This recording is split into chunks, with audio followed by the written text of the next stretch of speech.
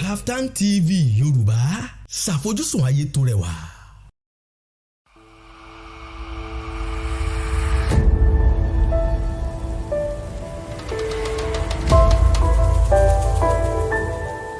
Ororo.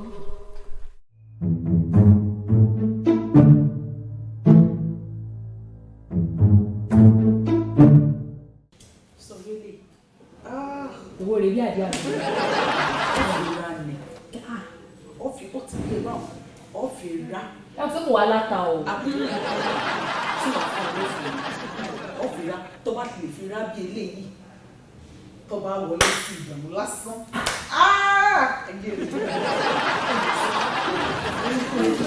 Ṣọrẹ́lẹ̀ iná pè ní mákàn original. Ó ti wáyé bí ewu kò sí. Ìṣòro kò sí náà owó ni ó ju owó rẹ̀ lọ tó ṣe wà ọwọ́ àgbóni kaná omi yóò hó dáadáa. Dákun wọn mi o. Nígbà tó bá hó dáadáa sọ kó wá jó mi lábẹ́ mi. Mo ṣe bára ọkọ jẹ. Ẹ pẹ̀lẹ́ ara mi. Tó bá ti hó dáadáa ọwọ́ àkọ sínú omi o ọwọ́ àjókòó ni ọmọ àwọn tó bá ṣẹ̀ bímọ tó sì máa ń fẹ́ ilé ìbẹ̀ yóò fún dáadáa ni ẹnikẹ́ni tó bá dé ìdánwò wọ́n rò pé kankan bá mi kọjá rí mi. Kíláàsì mi ní ilé fún ọlọ́run àwọn mo bọ́ ọkọ̀ wá dáadáa sórí lẹ́yìn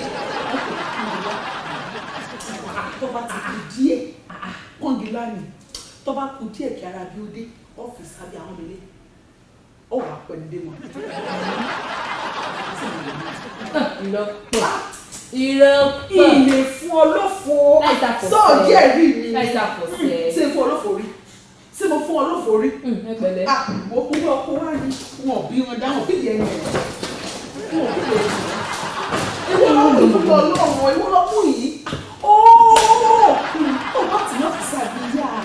Kí ni fẹ́ dá sí ìlú? Ìfásitì ṣùgbọ́n ìgbọ́n yìí lórí ẹni àfihàn kò dá náà pé ìrìkọ̀ burúkú wọn. Ó sà ti dá. Ọjà ìgbọ̀wọ́ ni o eléyìí lásán olùfọ́ tẹ̀mí lọ́wọ́ ọkùnrin. 10 million naira. Sọ fún ọ. 10 million naira. Ìfún olófòrí.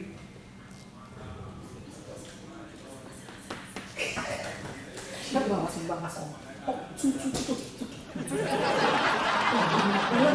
Ó sọ fún Mo rú báàgì tí wọ́n sáfẹ́ jù ní.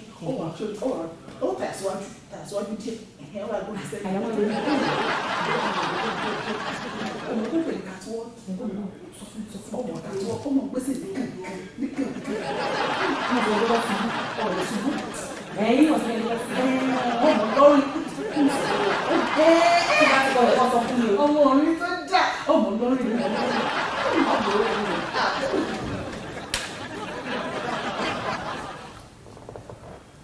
Ọ̀gá. Àbí ìtẹ́ owó òpin ọkọ̀ bá mi parí gbogbo rẹ̀ dé síbi 10 million naira. Owó tẹ fẹ́ fún mi náà ni owó tẹ fẹ́ fún mi. Owó kí ló ṣe tó ń kí ló ń rẹ? Kò sí ewu kí ni wọ́n gbé ní epo. Tó owó wo ló ń sọ? 10 million naira tẹ fẹ́ fún owó tẹ fẹ́ fún mi ká kó parí gbogbo rẹ̀ kó mọ̀ síbi àgékù àgépọ̀ àgékéré kan. Mo fẹ́ fún ẹ lówó 10 million. Èló là ń pa mí rẹ̀? Mo fẹ́ 10 million. Ó fi bí ó sọ fún mi ṣe ń ṣe pàdé rẹ̀.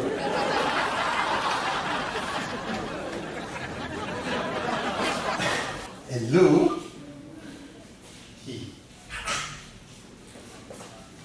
Ṣé o jábọ́ látòkè mi? O blush. See, I am the manager here.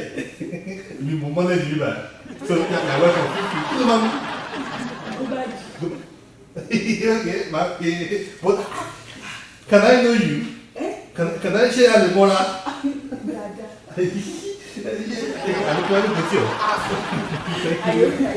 Thank you. How are you?